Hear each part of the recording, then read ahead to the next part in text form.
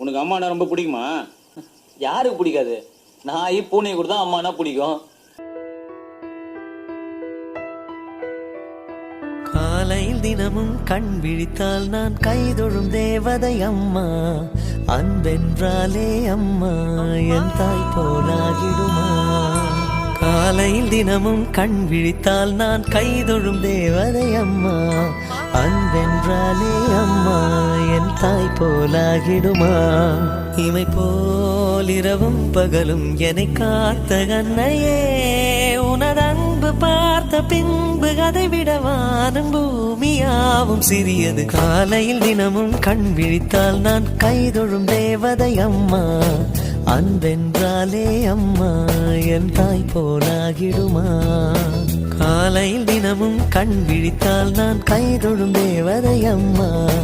அன்பென்றாலே